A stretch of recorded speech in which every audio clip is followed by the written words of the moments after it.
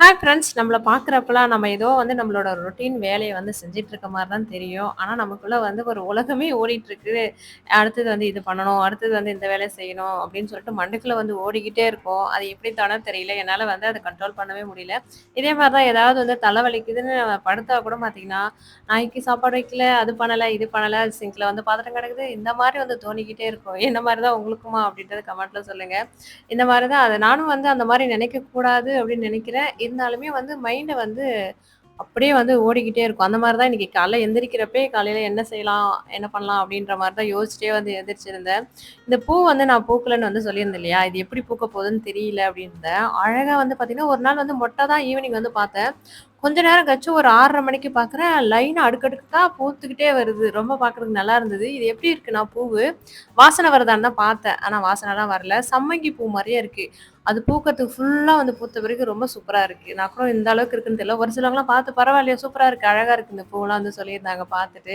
எப்பவுமே வாசல் தெளிச்சு கோலம் போட்டேன்னா, கிச்சனுக்கு வந்து டீ போடுறதுக்கு முன்னாடி வந்து அடுப்ப வந்து பத்த வச்சுட்டு போயிடுவேன். இந்த அடுப்புல சமைக்கிறது யாருக்கெல்லாம் வந்து பிடிக்கும்னு சொல்லுங்க. எனக்கு அடுப்புல சமைக்கிறதுலாம் பிடிக்கும். ஆனா வந்து இந்த கறியான பிறகு அந்த குண்டான தேய்க்கிறப்ப தான் பார்த்தீங்கன்னா, "ஏன்டாப்பா அடுப்புல சமைச்சோம்?" அப்படின்ற மாரி தோணும். இதுக்கு முன்னாடிலாம் நாங்க அந்த வீட்ல இருக்கிறப்பலாம் டெய்லி வந்து சமைக்காத நாளே இருக்காது அடுப்புல. ஆனா இப்ப வந்து ரொம்ப சோம்பேறி ஆயிட்டேன்னு நெனைக்கிறேன். ஒரு நாள் 2 பாத்திரம் கழுவுறதுக்கே கரி பாத்திரத்த சொல்றேன். ரொம்ப சோம்பேறியா இருக்கிற மாரி இருக்கு. நான் அடுப்ப பத்த வச்சேன்னா, அடுத்தது வந்து அஜி வந்து பார்த்தீங்கன்னா பார்த்துப்பான். 2 பேருக்கும் தண்ணி போட்ட பிறகு, அதுக்கப்புறம் கொஞ்சம் கேப் கிடைச்சதுன்னா, சாம்பார் வந்து உள்ளயே தாளிச்சுட்டு எடுத்துட்டு போய் கொதிக்க வைக்கிறதுக்கு வச்சுருவேன். அதே மாரி சாதமே வந்து பார்த்தீங்கன்னா, அடுப்புலயே வந்து வடிச்சுருவேன். ரொம்ப ஃப்ரீயா இருக்கு. இந்த வெயில் நாள் வருது இல்லையா? அந்த டைம்ல வந்து எனக்கு ரொம்ப ஆசையா இருக்கும். வாசல்ல வந்து பாய் போட்டுக்கிட்டு, தோசை வந்து அடுப்புல ஊத்த ஊத்த அப்படியே உட்காந்து சாப்பிடுறதுக்கு நல்லாருக்கும்.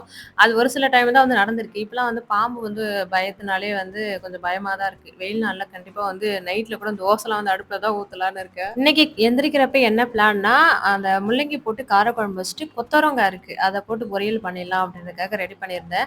அதுக்கப்புறம் இட்லி, தோசைக்கு வந்து சட்னி, சாம்பார்ன்னு வச்சு ரொம்ப போர் அடிக்குதுன்றதால இன்னைக்கு வந்து கடப்பா தான் செஞ்சிருந்தேன். நான் வந்து சாம்பார் வைக்க இதெல்லாம் வந்து கரெக்ட்டா இருந்தது. அஸ்வின கொஞ்சோண்டு வேர்க்கடல மல்லாட்ட பயிர மட்டும் கொஞ்சம் வறுத்து குடுறான்னு சொல்லியிருந்தேன்.